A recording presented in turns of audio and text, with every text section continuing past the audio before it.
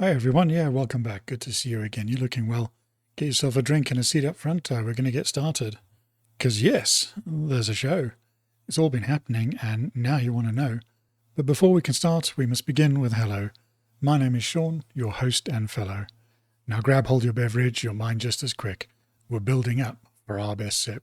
So join me now for the greatest pleasure where we unwind this world together. It's time now. It's time for the sip. Let's do it now. Let's do it quick. Go!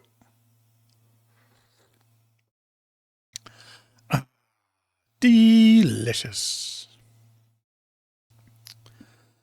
Well, back in August 2024 in Rome's upscale Prati district, a 38-year-old burglar broke into a 71-year-old man's apartment via the balcony, but got so absorbed in a book about Homer's Iliad that the homeowner woke up and caught him red-handed. The intruder climbed in and looking for valuables, but spotted The Gods at 6 o'clock by Giovanni Nucci, a modern retelling of the Iliad from the god's perspective. Instead of grabbing jewelry, cash and electronics, he sat down and started reading, completely losing track of time and his criminal intent. The elderly homeowner awoke to find the stranger casually flipping pages right there in his home.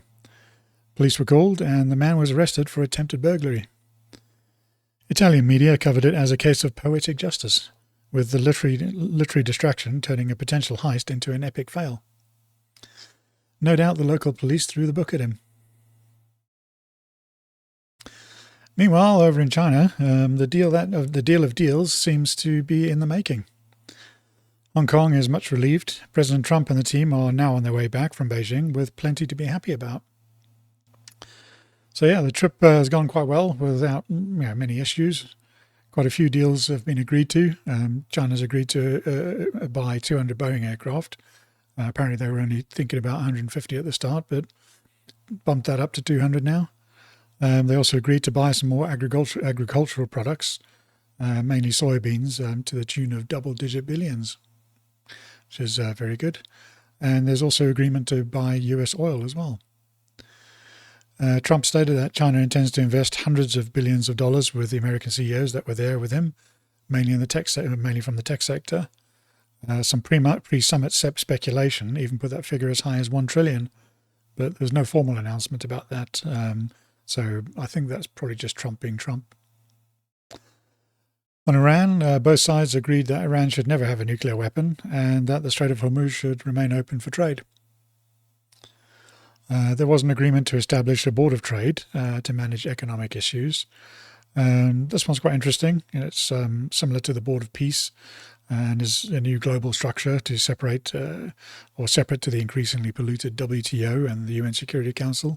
There's also agreement on establishing a board of investment to oversee the investment flows between the countries. And both sides have agreed to improving relations as well, calling it a constructive China-US relationship of strategic stability. Trump also invited Xi to the White House in September, which will be quite remarkable if Xi goes. Monumental for both countries, but somewhat a bit of a risk for Xi. He has been a little bit reluctant to leave China, mainly out of concern for holding on to power. I do hope the trip happens though, because it will really help relationships, and it's perhaps a lot more important establishing that new global power paradigm at the moment. So all the optics so far have been pretty strong and friendly, which is what you want with these kind of negotiations. There's lots of pictures of Trump at various significant cultural sites, him and Xi together, walking together in step. So the visuals have been quite impressive so far. Trump went to China to talk business, and all of the top business people from the US, with all the top business people from the US, not politicians, which is quite a sign that it's an intent to trade a lot more. So I can see, really that the path that's been set up now is probably the best way to end the de-escalation and chance of a world war, or a new world war, we should say. China is considered the great rival at the moment, and to turn them into a team player on the world stage is going to improve things. You can't ignore the fact that they will still have their own ambitions, but it's highly doubtful they will stop working toward, and it's highly doubtful they'll stop working towards that. But it's much better to have people on side and friendly, and for good negotiations, good trade to be happening. There's been a few reports from people like Putin himself, where he stated last week that the Ukraine conflict could be coming to an end very soon. Putin even suggested meeting in a third country like Germany with Zelensky to agree to an end to the conflict. Putin is actually in Beijing next week to meet with Xi, only a few days after the Trump delegation. So that's quite interesting timing. This could be a strong signal that China is intending to act as a peace enabler. So yeah, if Asia and US were to be in harmony, it would just really leave Europe on its own to drive any new conflicts. And they really are in the weakest position at the moment. Politically, Europe is a mess and is becoming more fractured. A lot of people are starting to realize how corrupt the leadership is there. The more they are trying to suppress people's free speech and push the globalist pro-immigration agenda, the more people are pushing back on that. Starmer's regime is basically, on its knees, and pretty much no one likes him. And that goes the same for Macron in France, who can't hold a government together for more than 6 months at the moment. Italy's been probably the most stable so far. Giorgia Meloni has been doing a great job there. Everything has been fairly stable, and she's been fairly strict about immigration from her side. So that seems to be playing out in a lot of European countries. The right is trying to push for stronger borders and stronger self-reliance, and the left is still trying to keep the narrative on what they want. The longer they do that, the more likely it is they're going to be ousted entirely. So yeah, all in all, the trip seems to be pretty good success. Deals we heard about are all short-term wins, but the more strategic negotiations are where the medium-term benefits will come from. Over on X, a story from Owen Gregorian. Gen Zers on SSRIs for years are finally starting to question the risks and agreeing with RFK Jr. So Gen Z is finally waking up and realizing that there were mass-prescribed antidepressants without much consideration for the long-term side effects. Among them is Ella Emhoff, a 26-year-old stepdaughter of Kamala Harris, who recently took to TikTok to express her concern that having difficulty coming off SSRIs herself. I've been on SSRIs for over a decade, almost 15 years probably, and now researchers are calling out the lack of research on long-term use of these things. She said to her 60,000 plus followers. It's kind of like everybody knew that at the time, but they still prescribed them, didn't they? And yeah. So this seems to be a really positive development. Overprescription has been a massive problem for a really long time. It seems much more common in the States than elsewhere. The incentive just for prescribing pills is all wrong, and it just weighs too heavily to giving them out and not really using them as a last resort. I do find it especially medically irresponsible that a 26-year-old has been doing SSRIs for 15 years now. I'd actually say it's straight up malpractice to be putting an 11-year-old on powerful emotional drugs at a time when your body hormones are just going crazy. Kids get bored, and especially when there's so much of our lives are spent online nowadays.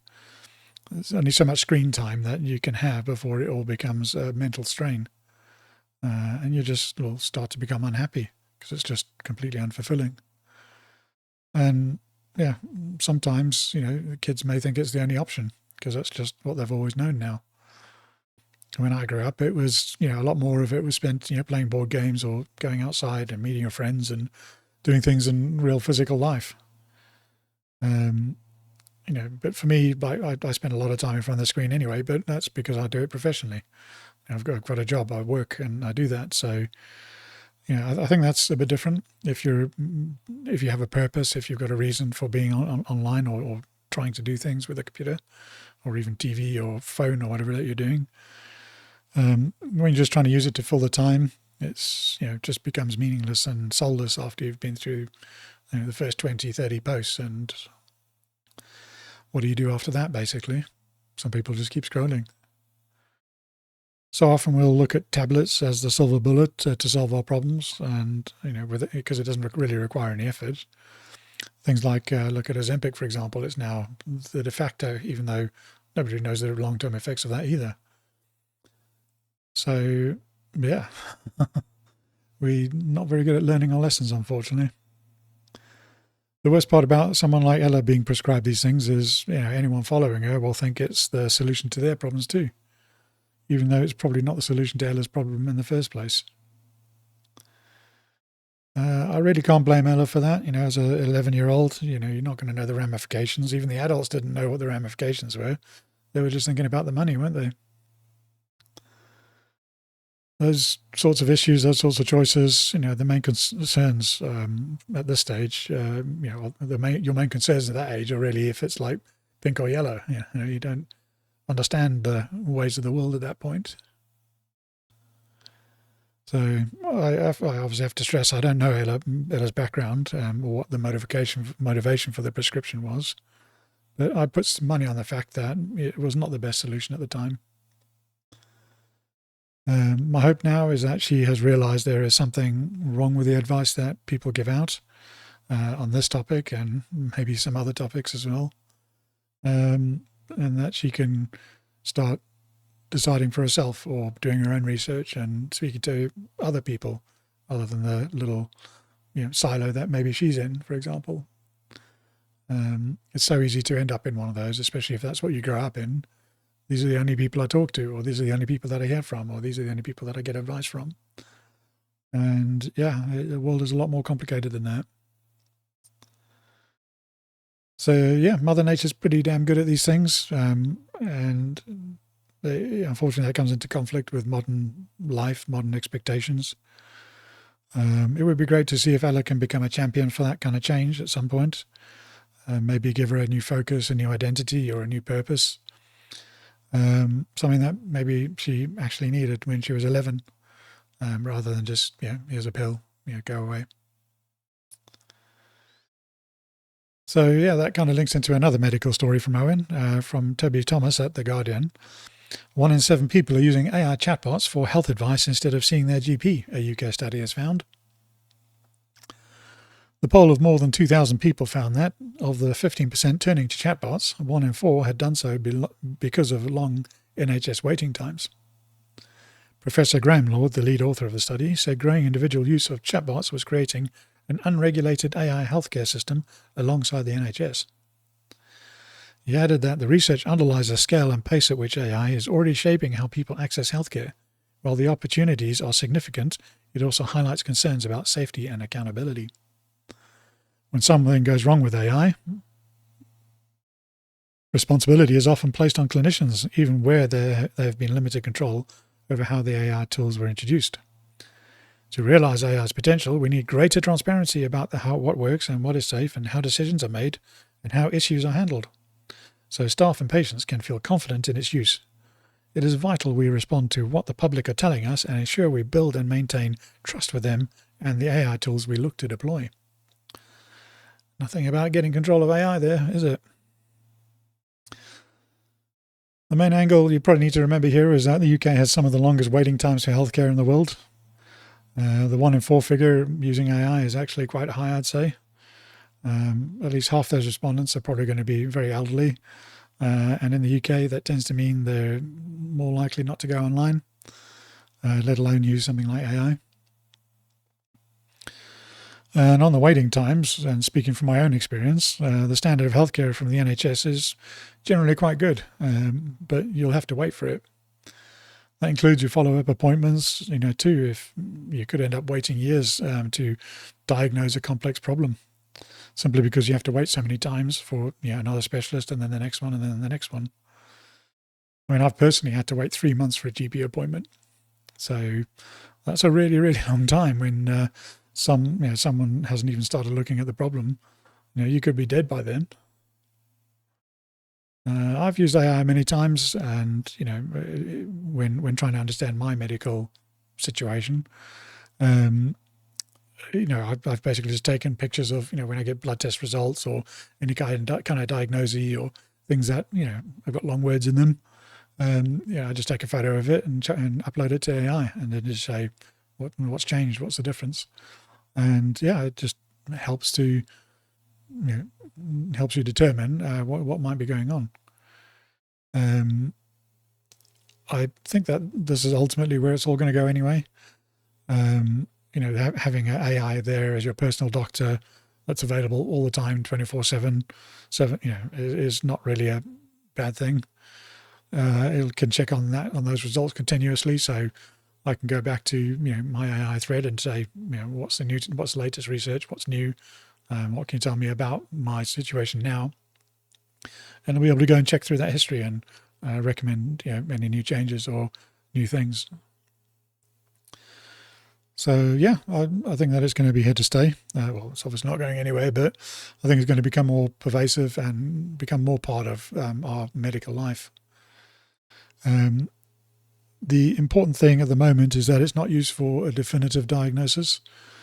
It can provide advice about what it thinks might be the issues, but a trained human should really be the final arbiter in that.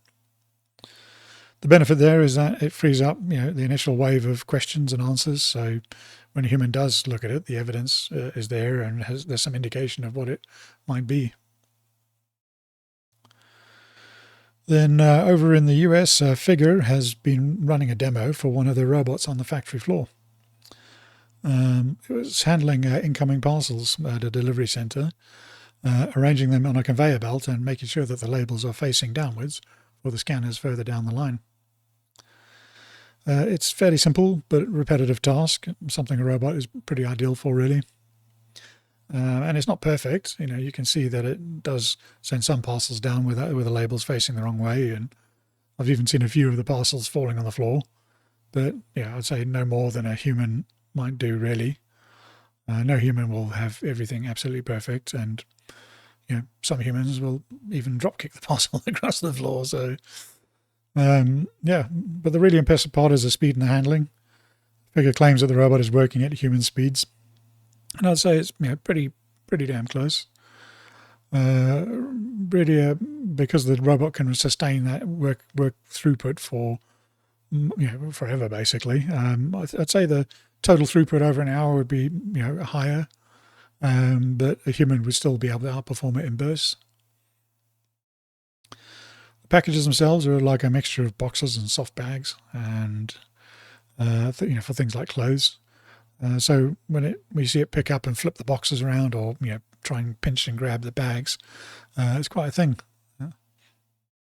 When you see it reach over and scoop a couple of parcels together and pull it towards itself and pick one up by hand and then sort of push with one hand and pick the other one up with the other, it's actually going at quite a pace. It's actually quite impressive.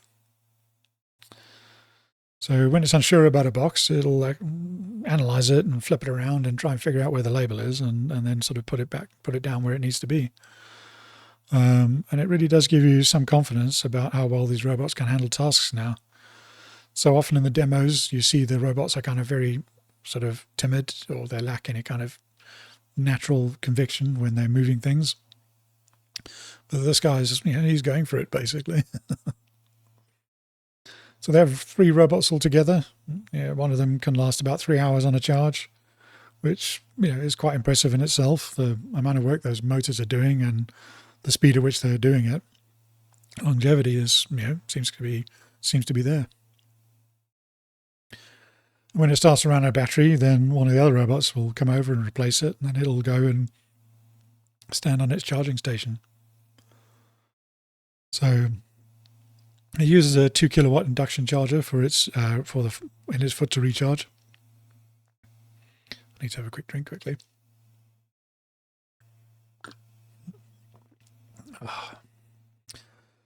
So it uses a 2 kilowatt induction charger in its foot to charge. If you ever use the wireless QI charging on phones, it's a bit like that.